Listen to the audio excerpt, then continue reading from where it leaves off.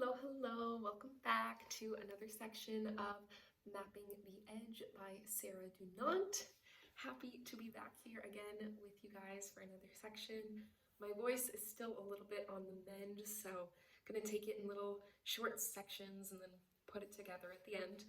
I hope that you have been enjoying this book. We are so close to the end. I think just 3 more sections, which hopefully will actually be a little bit shorter than some of the last sections that I've done, which is great. But if you have been liking it, give me a little thumb, subscribe so you can catch the end, and we will be on to our next read. By the end of next week, we will be done with this book, and we will be starting a new one. But today we are starting on page 230 with Home, Saturday p.m. I crawled into the bed and curled myself around her body. She was warm and calm, but it did nothing to soothe me. I lay and listened to the night, or the little of it that was left. Somewhere in the plane tree across the road, an overeager bird was already up and celebrating the dawn. I closed my eyes, but I was too stoned to sleep, too stoned to think straight either. The dope had me spinning on a pinhead. All I could do was to replay Lily's remark on the stairs. When she said goodbye to me, she sounded sort of sad, like she didn't want to go. What would happen if Anna didn't come home? I gave in to paranoia and let my mind run with it. We would have to think about it sometime. Better to have been prepared. Without Anna, what the hell would we do? In the will that had been drafted soon after her birth, Paul and I were named as joint guardians. Of course, we had never talked about what that would mean. The very act of signing our names seemed to protect against the possibility of anything like that ever happening. But what if it did? What if it already had? A child can't live in 2 places at once. Paul loved Lily, and he was a good parent to her every Friday and Saturday. No one would deny that. But for the rest of the time, he had his own life, and his own business, and now his own lover. Did a part-time father really want to be a full-time one? Would he ever be given the chance? With no parents and no brothers or sisters, it would be left for the court to decide. Would they give her to him or to me? There was no doubt that in some ways it should be him. She saw him more often, knew him more intimately. Even at my most mean-spirited, I would accept that. But a gay man running a full-time business and involved in what might be deemed a casual relationship with a lighting designer 13 years younger than himself, it would be the stuff of tabloid meltdown. If Paul had given it any thought over this last 24 hours, and surely he had, then he must have realized that.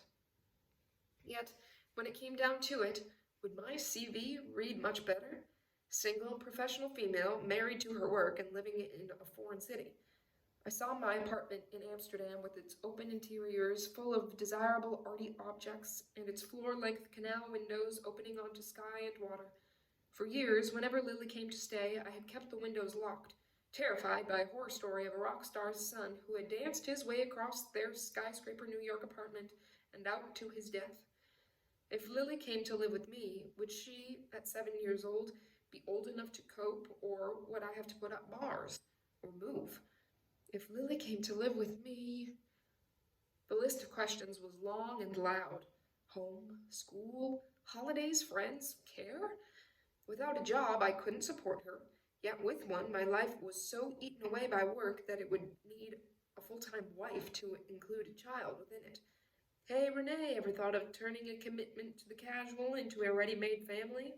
Hardly. Our very success was based on absence. And after 2 days away, I could barely remember who he was anymore.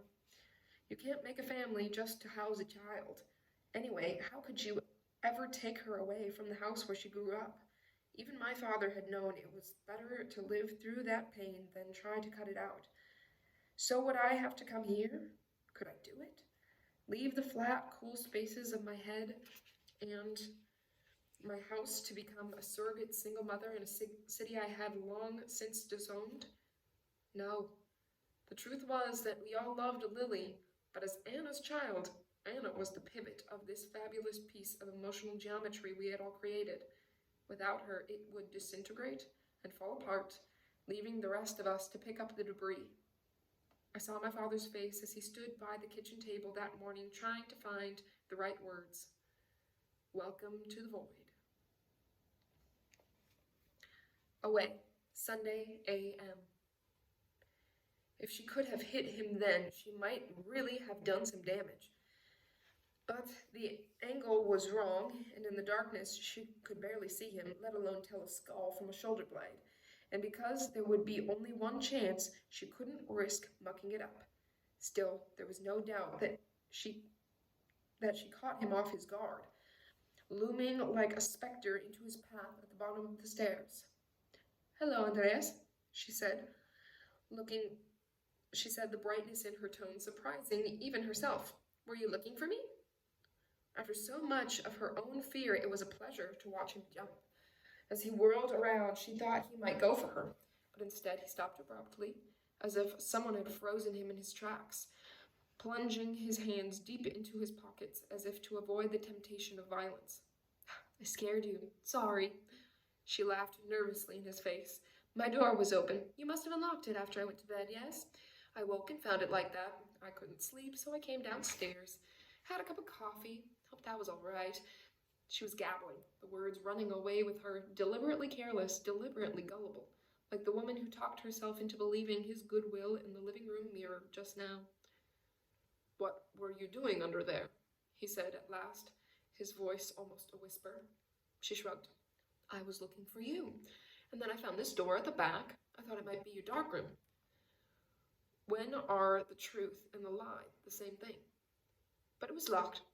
Is that where you work?" She drew in a breath. She still couldn't see his face, just feel his tension. It was different from before. She kept on talking. So what if she sounded nervous? It would make her appear less of a threat. She repositioned her fingers around the horse's neck.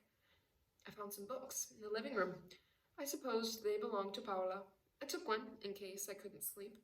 I hope that's all right," she said, moving her right arm slightly, as if to explain its place behind her back. "Where did you go?" "I thought I heard a car drive away. You must have come back in very quietly. I didn't hear the door open," she added. "I think we must have scared each other." "God, Anna, why don't you just hit him now?" she thought as the words tumbled out. "Just take a swing at the side of his head and get it over with. Why do women always have to try and earth things, make them better with words, rather than letting them explode? Here and now is the best chance you're going to get." But her hand stayed behind her back. Either she couldn't or she wouldn't do it. She realized that she didn't know which one it was. She would find out soon enough. "I'm not going back into that room," she thought, "and you're not going to put me on your walls." She was standing in the middle of the staircase, he was standing on the middle of the staircase, hands still lost in his pockets. She took another fast breath, as if there was still much more to say, and she just needed to get ready to say it. But this time nothing came out. It was as if the connection between her brain and her voice had suddenly been severed, and there was nothing she could do about it. The breath skittered away in a noisy sigh. The silence grew around them, then snaked its way up the stairs and along the corridor. What was happening here? He had barely listened to what she had said. It was as though he had blanked off from her, as if the conversation between them had been too much effort and now he had let it go. Maybe that was why she had kept on chatting, to get him to join in the game again, to inject the normality of his abnormal politeness into this fucked-up relationship. But something had changed. What? She thought frantically. She hadn't even tried that hard to escape. Instead, she had given him exactly what he wanted, standing in front of his camera and letting him snap his mirror images of her, offering him smiles, intimacy, even tears, everything he desired, just like Paula. He had them both now eye to eye in his lens. What more could he possibly want? What more? What else could there be apart from sex? She thought, staring at him across the gulf of silence. And that's not what this is about. I know you already. She thought back to the meeting in the gift shop, then the conversation in the station and the car, in her room over the bottle of wine. In all that time, he had never come near her, never even so much as lifted a finger in her direction. In fact, the only moment he had touched her at all must have been when she was unconscious. But if he didn't move soon, then she was going to have to touch him. He was standing right in her way, and it was clear he had no intention of moving. So be it. I have to go back to my room now, she said softly. The manic energy faded. I'm tired, and I want to sleep. She waited for him to move aside and let her pass. When he didn't budge, she took a step closer. She felt his body go rigid and watched a muscle twitching in the side of his face. Fear or fury? One more step. She was within striking range now. Whatever happened next, there would be no more presents or promises of freedom or intimate meals in front of the fire. No more talk of lost love. Despite her confession into the mirror, despite all the games and the reassurance, he wasn't going to let her go. She knew that absolutely now. And so did he. She could smell him again, the leftover chemicals mixing with sweat, sour upon sour, like something rotting inside him. Somewhere on his body there was a key to the room downstairs, and somewhere in that room were her passport and ticket and the way out. Get it over with, she thought. One way or the other, get it over with. Listen, she said, listening, lifting her face into a smile, as if she were staring at him in a mirror. I know how much you miss her, Andreas, and I'm truly sorry for you, but... Her words hung there, deliberately soft, almost coaxing, as they did so, her right arm roared out of the darkness, with Lily's horse heavy on the end of it. She deserved better than she got. Stella was right. Anna was a good liar, and she had played it as well as it could be played. The mirror talk, the chatter, the calm, even the caress of her voice. It wasn't even that she was queasy about the violence anymore. No. Once she had decided, she struck him as hard as she could, or at least she would have done if he hadn't hit her first. You wouldn't expect such a constipated man to have such elegant action in him. It was almost as if he had known what she was going to do before she did it. His hand rose out of his pocket like a bird in sudden flight.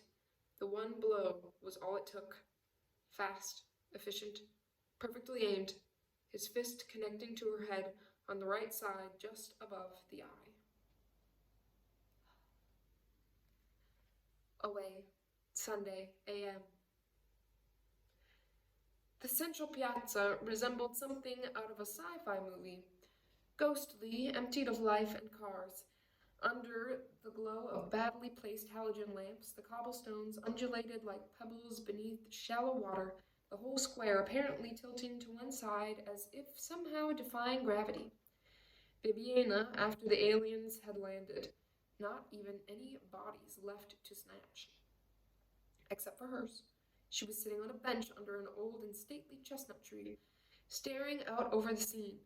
She was trying to think, but she wasn't getting very far.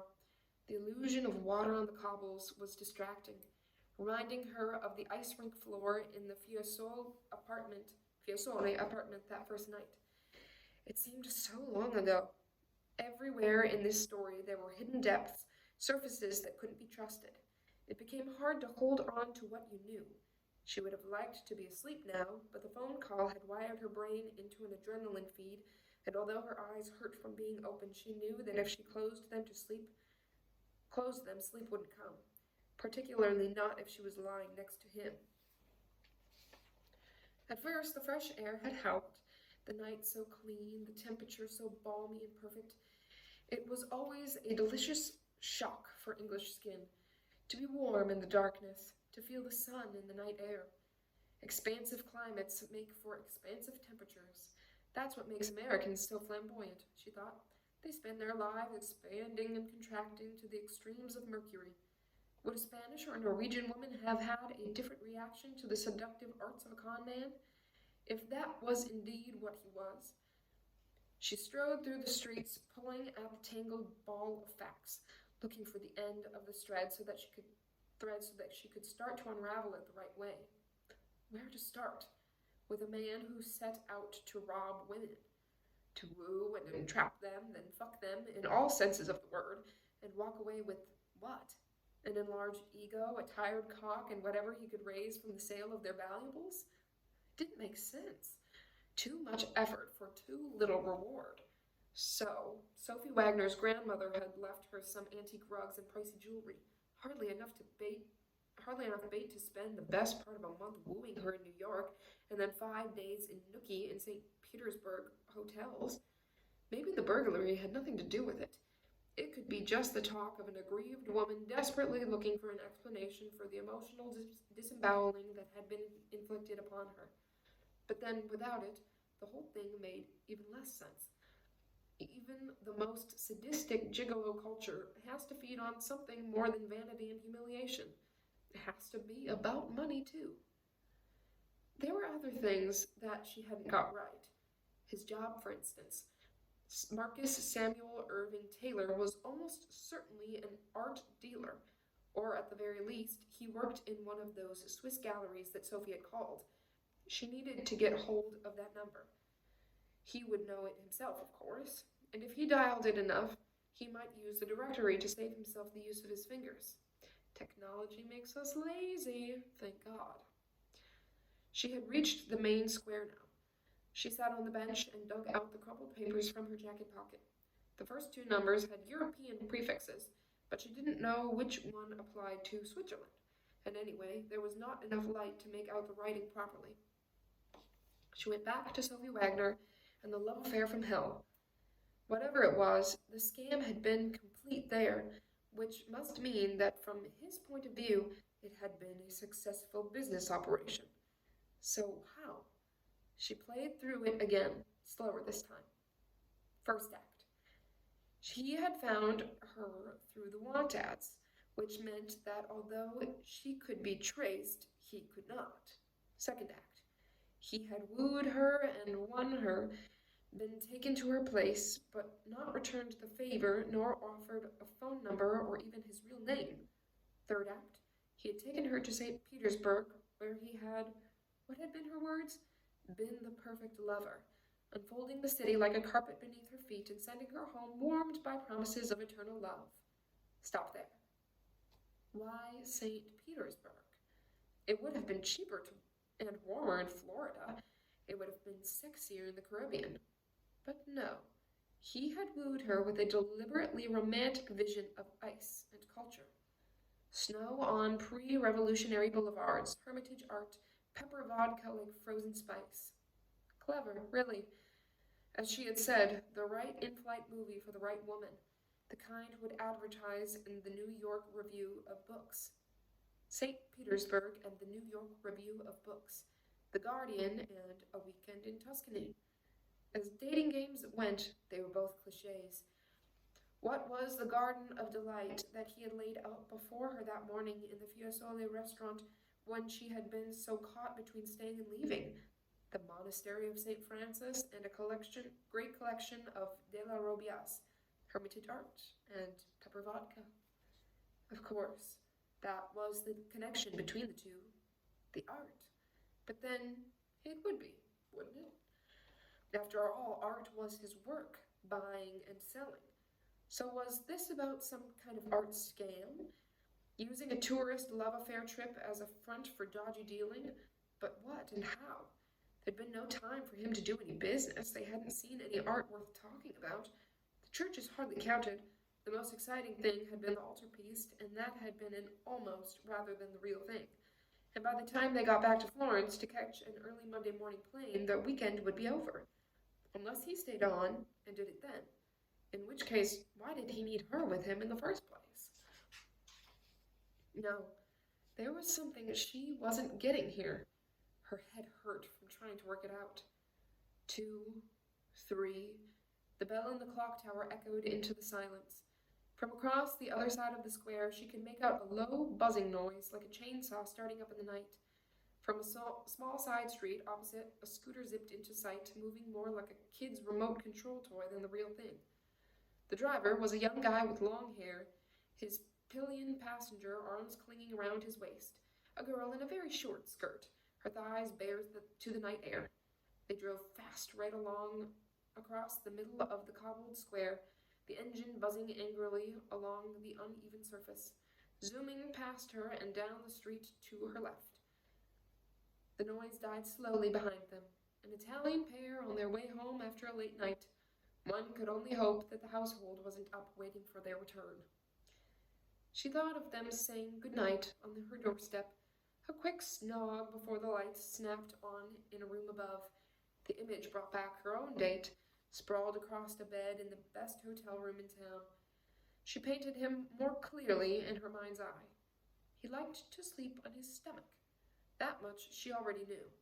Head turned to one side, face half squashed into the pillow, his breathing heavy. In response, his shoulders and upper torso were chunky with muscle, and what was, if you looked hard enough, the beginning of flab. But it still looked good, still offered an invitation to touch. She could feel the texture of his skin under her fingers, strong and supple at the same time, conjuring images of sweat like beads of water clinging to it. She ran her eye and her hands further down his back toward the small of his buttocks, her voyeurism making her gaze cool, almost cruel in its assessment. There were traces of love handles above the hips, the leftovers of all those expensive meals, and she'd seen better asses in her time. She imagined someone, herself, slapping him on the buttock. Come on, boy, wake up here. Start doing your job. There's a lady over here who needs servicing. As he turned over, groping his way out of sleep, she noticed how his jawline had grown almost slack, and his eyes dull. She froze the image and studied it, gorging herself on its grossness, as if in some kind of clockwork orange aversion therapy. I don't like your body, she thought. It's too ripe with its own success. I don't know why I didn't notice it before. I don't ache for your hands on me anymore. I'm not even sure I could make love to you again. She opened her eyes and the square exploded back into view, calm and silent, confident of the beauty in its age. She felt an almost palpable sense of relief. What is it with you and men, Anna? She thought to herself. Why is it you have such lousy taste? She thought herself back to her kitchen table, saw Paul and Michael sitting on one side of it, a half-drunk bottle of wine between them and a game of Clue laid out in front. Opposite them sat Lily, kneeling up on her own chair, clasping the dice in her fat little fingers, ready to throw. Concentration in capital letters on her face. On the board, Miss Scarlet was chasing Reverend Green around the house with a spanner, and the gay boys were having fun watching. There was laughter in the air and a quiet kind of love. No, it wasn't true. She didn't have lousy taste in men. She just picked different ones for the fucking and the fathering. Maybe in some bizarre way it suits me better, she thought, feeling both loved and left alone at the same time. In retrospect, she realized that she had been telling the truth about herself that first meeting in the Oxo Tower. Not only did she not want a husband, she only sometimes wanted a lover. The worst sin she had committed here was waiting too long to get one, not recognizing the depth of hunger in herself, so that when she did eat, she took in too much too fast, then felt sick afterward. It was a common enough female disorder, not knowing how to control your appetite, but given the chance, she could learn. Everyone can get what they want if they want it enough. If they want it enough. So, what was it he wanted? If it wasn't sex, and it wasn't adoration, what was it about? She didn't know, but she would find out. As the clock chimed the half hour, she got up from the bench and walked slowly back to the hotel.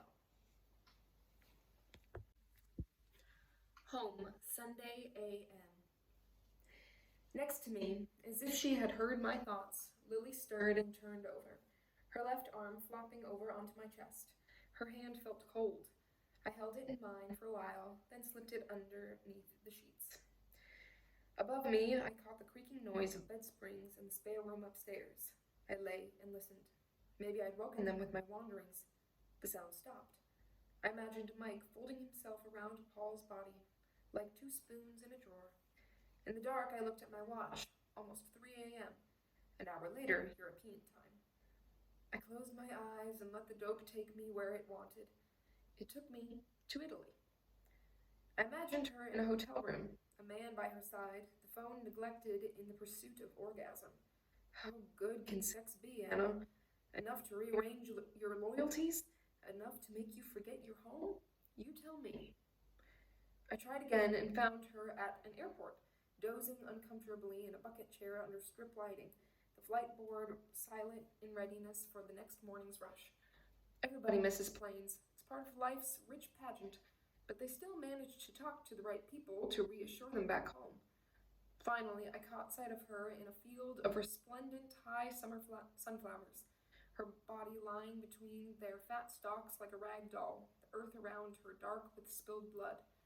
She sounded sort of sad, like she didn't want to go. So many stories, so many possibilities, but then I'm good at make-believe, always have been. For the longest time after she didn't come home, I thought my mother had been run down by a bus. Well, how do you tell a 10-year-old girl that her mother's body has been found cut in two on a railway line in Hampshire? A one-way ticket away from home in her pocket. No note, no explanation, nothing. Not even the faint imprint of a bruise in the middle of her back where someone might have helped her fall. It didn't make any sense. She sometimes took day trips when she was off work, checking out the gardens of stately homes for planting ideas, occasionally moving from one to another along a railway line, but with never a hint of brief encounter in the station bars. Except, of course, how would we ever know? It takes two to tell, and if one was dead, the other might feel shy about speaking. I'm sure my dad must have thought about it, but then only he would have known if the fault line of their marriage ran through sex or simply destiny. In the years that have followed, I have wondered if he would have preferred it if they'd never found the body. At least that way he wouldn't have had to cope with the horror. We could have pretended that she had really gone missing, had had amnesia, got a better offer from Hollywood, run off with an exiled Hungarian seaman. The late 60s were wild times, after all, but bisected on a railway track? It was so macabre, so final. When did I first learn the truth? Playground gossip, no doubt. I wouldn't want the same thing to happen to any child I loved. To redress the balance, I wove a little white magic in the night, opening my eyes and bringing Anna into the bedroom, sitting on the edge of the bed, her eyes bright with laughter. And remember that time you went missing? I said. And because I was still stoned, I think I might have said it out loud. Christ, you wouldn't believe how worried we all were. She laughed. Yeah, I know. Sorry. Stupid misunderstanding, wasn't it? I nodded. Certainly was. Well, just as long as you're back now. Only she wasn't. For Christ's sake, where are you, Anna? I said into the open air. What are you doing now? Away. Sunday a.m. She was looking out through a window, the late afternoon sun cutting a long shadow across the side of her face. She had a pair of sunglasses perched on the top of her head, pulling up the cloud of unruly hair from her scalp underneath. In half profile, there were little lines running from the edge of her nose toward the corners of her mouth, making her look tired, even sad. The cup of coffee in front of her was half drunk. Her eyes were a long way away. She was thinking of something or someone else. Then the mood changed, and she was walking across the piazza after a shower of rain, the surface of the stones alive with light, the gleaming white facade of Santa Croce, unmistakable in the background. She looked busy, intent, almost happy almost. To the right came another series of close-ups, her with a glass of wine in her hand, talking to someone, a waiter presumably, then eating in a restaurant. She recognized the blue check tablecloths. It was a place near the Boboli Gardens where she had drunk too much one lunchtime, then had to go back to the hotel for a sleep afterward. Later that same day, she had walked through the city before dusk and sat for a while on the steps of the baptistery. She looked lovely in this picture, fading sunlight, the color of honey all around her, black hair fierce against the golden doors. Laid out in a photograph album, the pictures would be self-explanatory.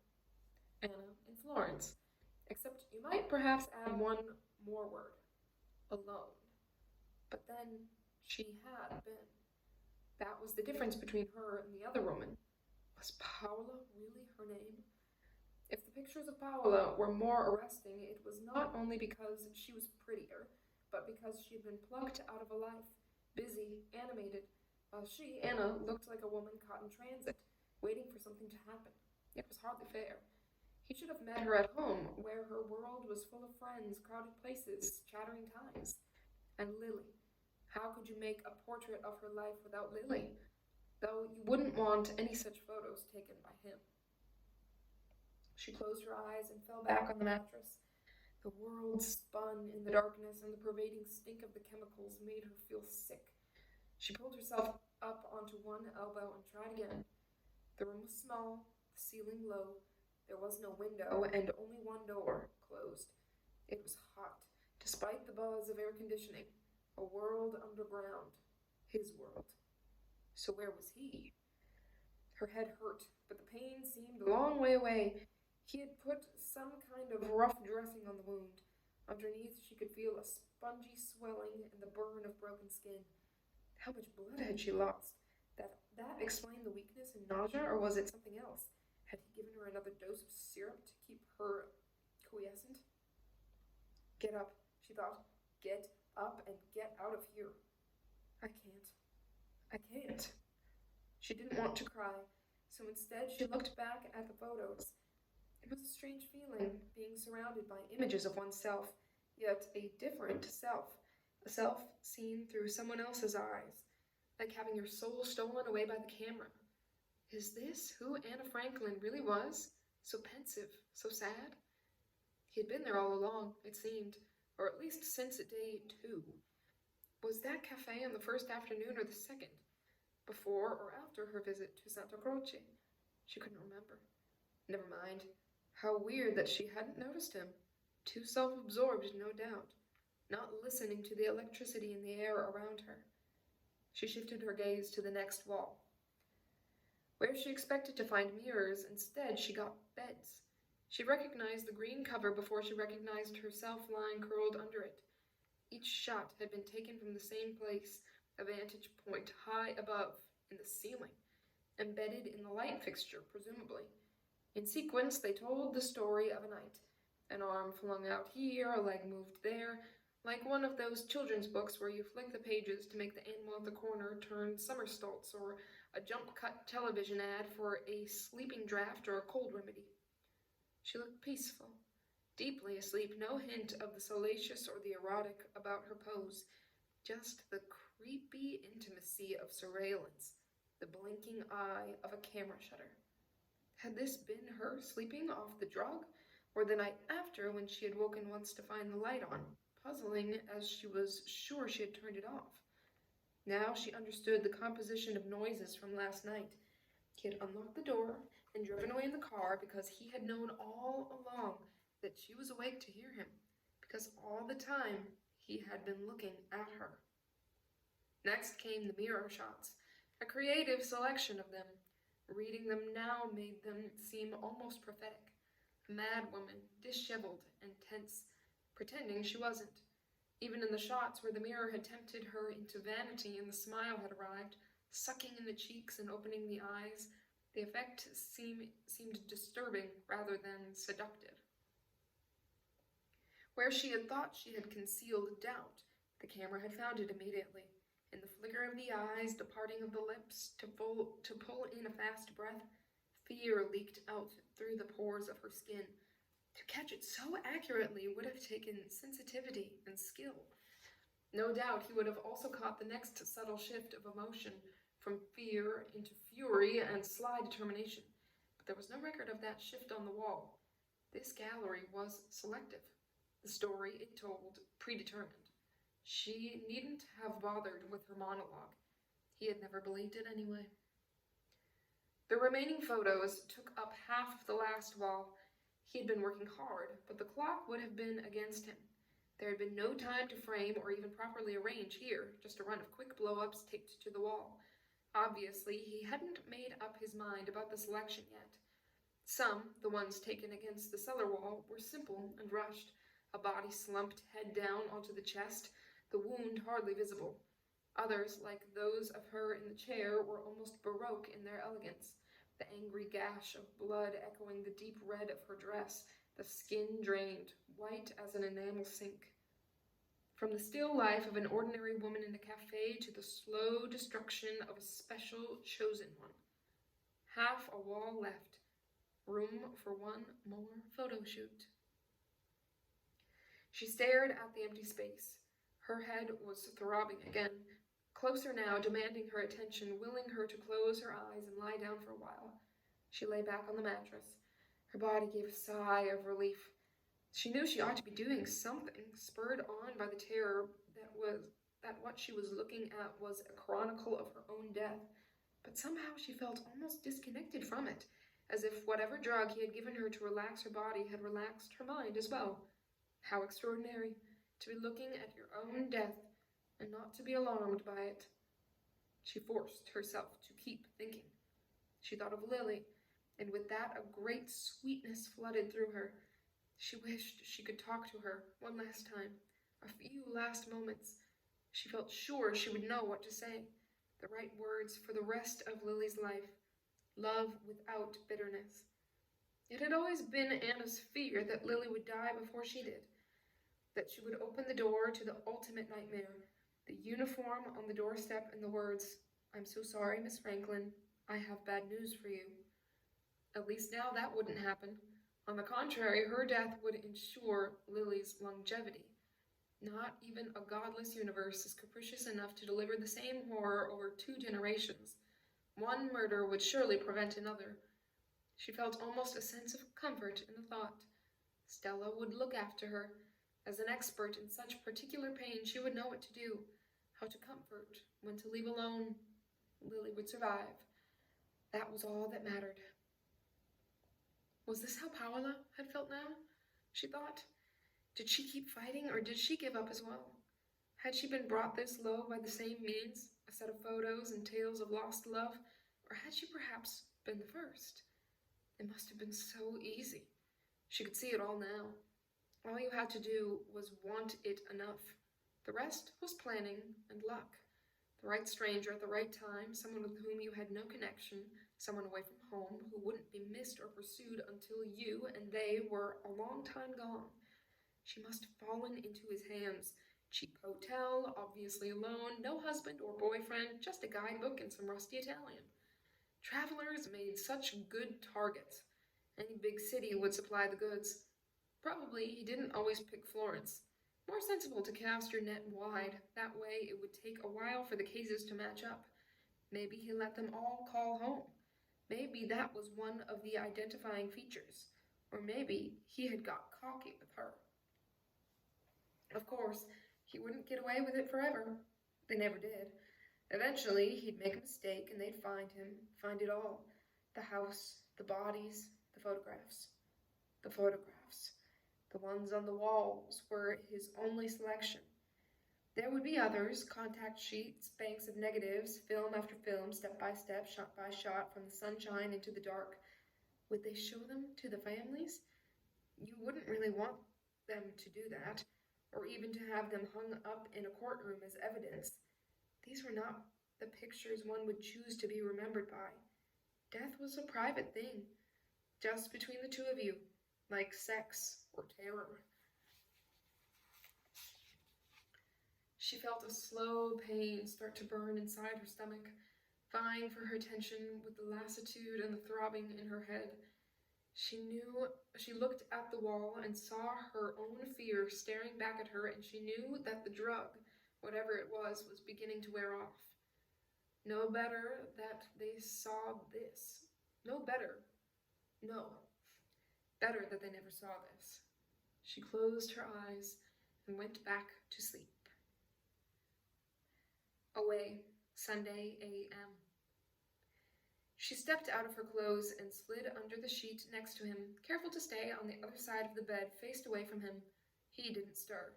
She listened to his breathing, noisy, deep, a man at rest.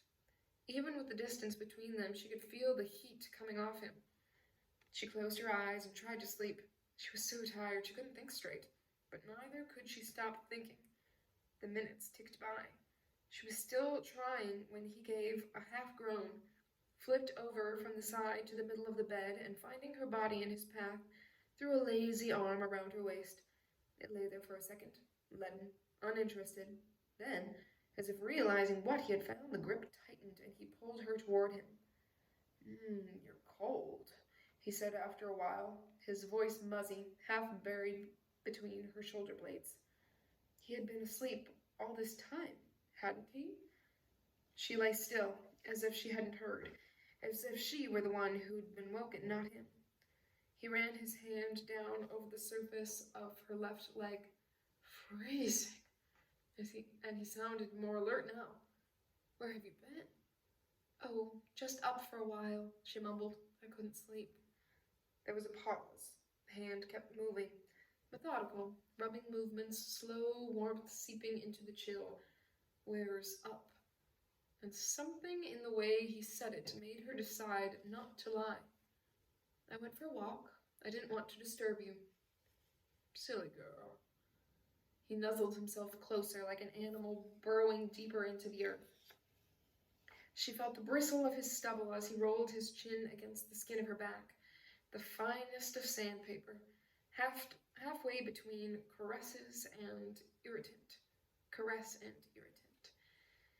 Just a few hours ago, she had lain next to this man, desperate for him to touch her.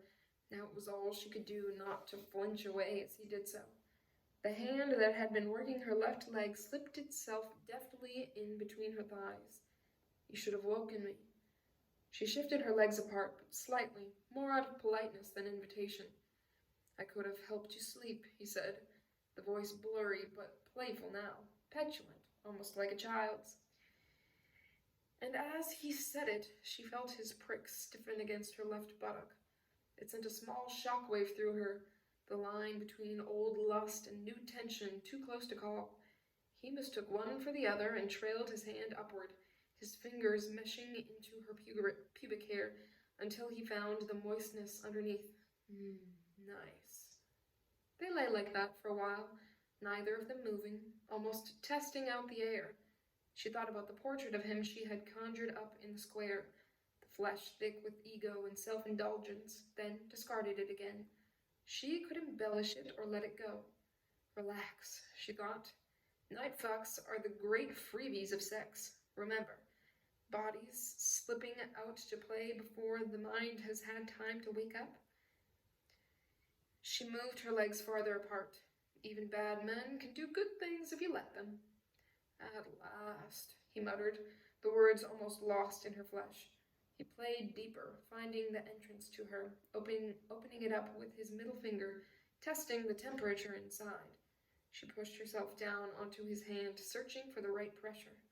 They played for a while. Then he slipped his finger out and pulled her body back up until the position was right. He slid his prick into her, each move so languid, so careless almost, that they might indeed have still been half asleep. The night sat thickly around them. He let out a long gasp as he pushed in, and in the short silence before the next breath, she heard the town clock hit the single chime of 4:30. It would be dawn before long. She felt him moving to and fro, a calculated slowness, each thrust long and careful, savoring the moment. If you didn't know better, you might think it was about art as much as pleasure. But then, like most men with vocation, he obviously gained satisfaction from his own proficiency. Come on, Anna, he said quietly into her ear. At the same time, his fingers continued their plucking, searching for the right spot, the right rhythm with which to bring her inside the charmed circle. You didn't think you could leave, eh? Time to come home. He knows, she thought suddenly, the realization rushing through her like a shockwave. He's been awake all this time, and he knows that I know. How could he? It's not possible. She gave a little laugh out loud, and to her satisfaction heard a throaty darkness in it.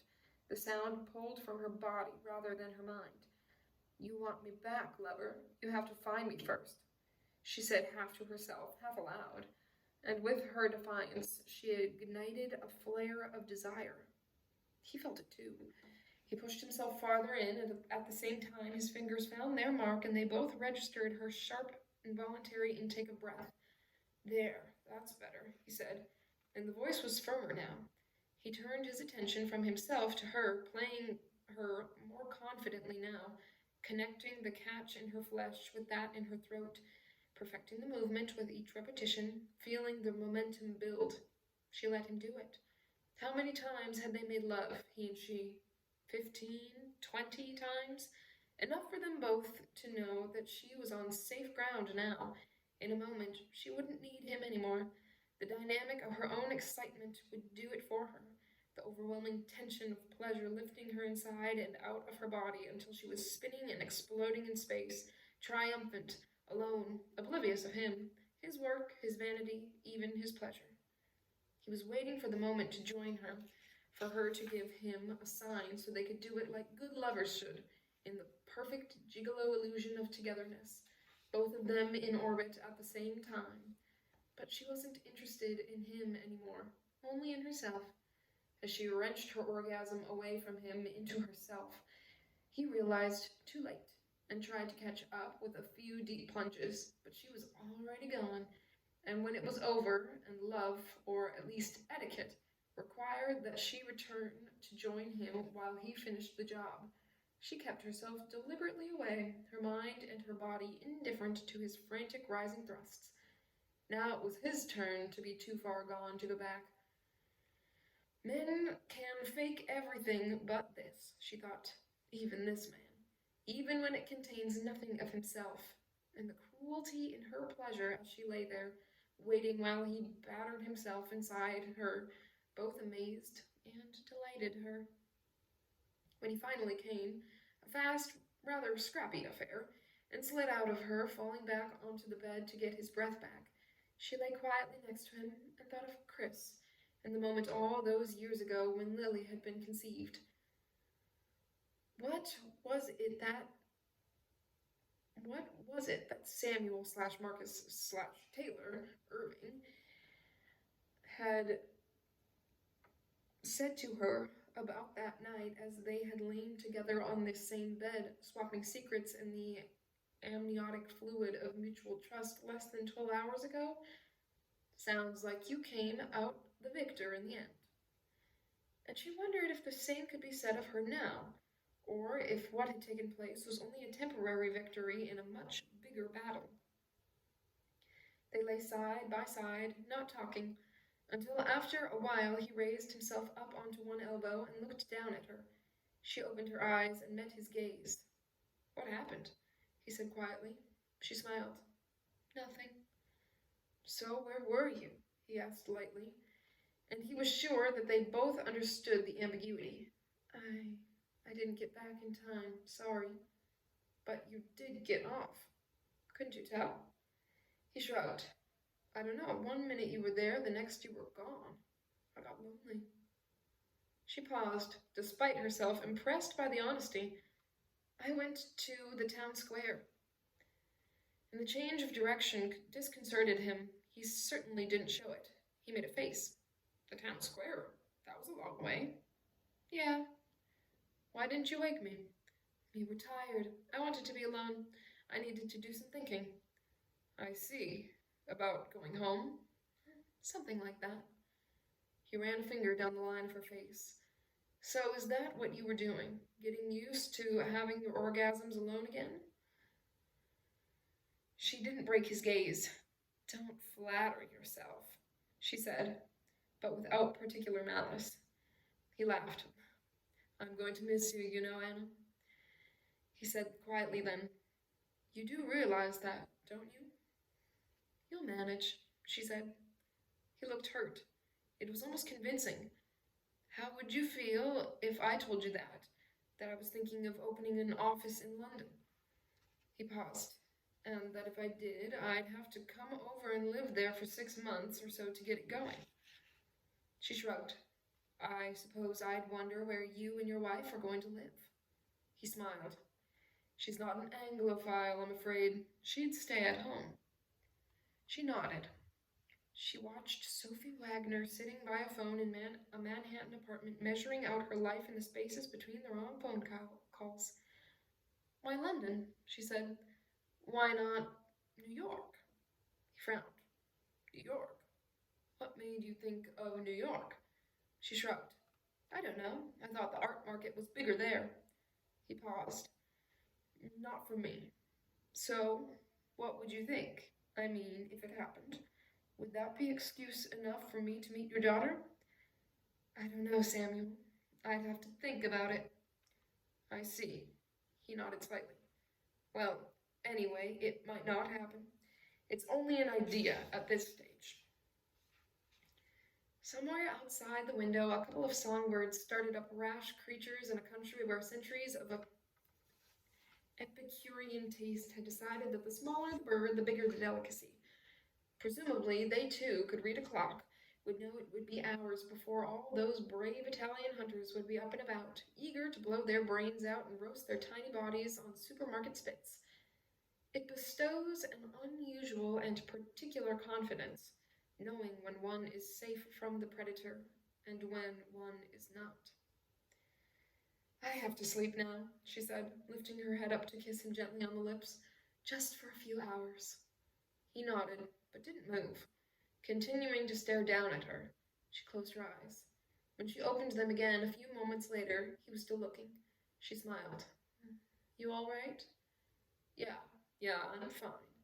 Just drawing something from memory. You go to sleep now. I'll wake you when it's time to leave. You're going to get up now? It was hard to know whether she felt relieved or disturbed. I'm awake. I don't think I could sleep again, but you can. We've got all day. There's no hurry. What will you do? She said, watching him get into his trousers and pull on a sweater, and finding something about the action suddenly unbearably painful, as if a shot of morphine had just worn off and she was plunged again into the raw ache of an open wound. What is this? She thought frantically. Where did the numbness go? Oh, I'll go sit in the lobby for a bit, see if I can catch an early breakfast. Maybe check out the church, the guidebook says it's a stunner, and find us somewhere to eat lunch. It's because it's over, she thought. All of it. The pleasure, the pain, the sex, the seduction, the intimacy. All of it gone in the action of a man putting on his clothes. And because the only thing that isn't yet over, the betrayal, the double-cross, whatever and whenever it would be, wouldn't serve to wipe out the intensity of what had been before, however much she might wish it could. And for the split second when she registered that, it seemed almost preferable to make herself believe the lies again and so not let him go. He slipped on his jacket as he came to the bed and leaned over her, kissing her lightly on the lips. Sleep well. See you later. Then, picking up his briefcase, he was up and out of the room. She turned over onto her side and lay staring into the room, trying to deal with the pain, to breathe her way through it as she had once been taught to breathe through physical pain as a way of absorbing and containing it. She focused on the window and the creeping new dawn. As she lay there, the pace of change quickened, a gauzy, almost cotton candy-tinted light seeping in, penetrating and dissolving away the gray, the color as tender and outrageous as a painter's brush. She had a sudden image of the restored tabernacle Madonna in the church holding the dead Christ on her lap, her robes a bright, eager blue against the sallow shade of dead flesh. The painter had captured it so well you could almost feel the weight of his body pinning her down, before, in turn, he was lifted up and carried into the heavens. Men's bodies, and the various ways in which women are called on to tend to them. It was not the end of the story.